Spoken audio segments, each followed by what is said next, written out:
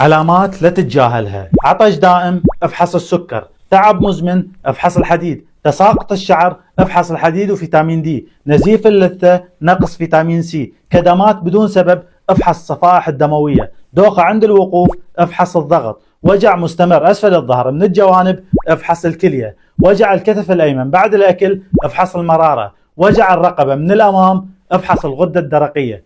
شاركوا الفيديو مع اللي تحبوهم.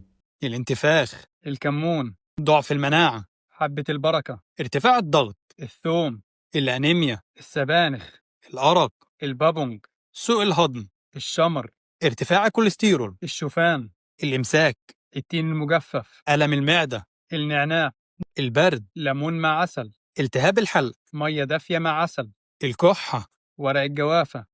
زنجبيل مع كمون على ليمون بقشره بينزل نسبة الدهون في الجسم. زنجبيل مع القرنفل بينهي على الكحة خالص. زنجبيل مع ثوم على علبة زبادي بيزود الحيوانات المنوية ويقويهم. الزنك، كتلة عضلية.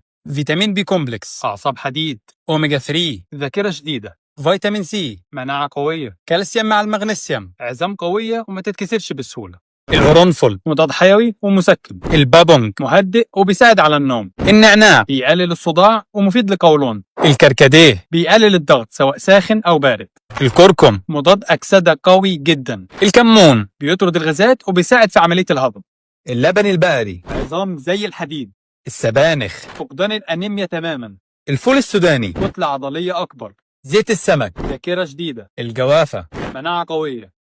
مية القرنفل بتقتل البكتيريا وتقلل الالتهابات وتشيل التصبغات. مية النعناع بتنظف مسامات البشرة وبتقلل الحبوب وبتقلل من التهاب الجلد واحمراره وتهيجه. مية الثوم بتقتل البكتيريا المسببة لحب الشباب وبتقضي على سموم الجلد وبتنشط الدورة الدموية. مية الليمون بتقلل التصبغات والبقع الداكنة وبتشيل الجلد الميت وبتنظف المسام. لو جبتي كوبايه ميه دافيه وعصرتي عليها ليمونه وحطيتي فيها معلقه عسل وشربتيهم الصبح، المشروب ده هينقي البشره ويمنع البهتان. ولو شربتي عصير الرمان كل يوم كده انت هتقللي من الشيخوخه وتحافظي على بشرتك. ولو جبتي واحده شمندر مع واحده تفاح وضربتيهم في الخلاط كده انت هتنشطي الدوره الدمويه في جسمك وهتخلي بشرتك ورديه ونضره. ولو سخنتي كوبايه لبن وحطيتي فيها نص معلقه كركم ومعلقه عسل مع رشه قرفه هتقللي من ظهور الحبوب وهتخففي من التهابات البشره. فيتامين ب 9، البروكلي والافوكادو والعدس. الزنك، الحليب والحمص والمحار وبذور اليقطين.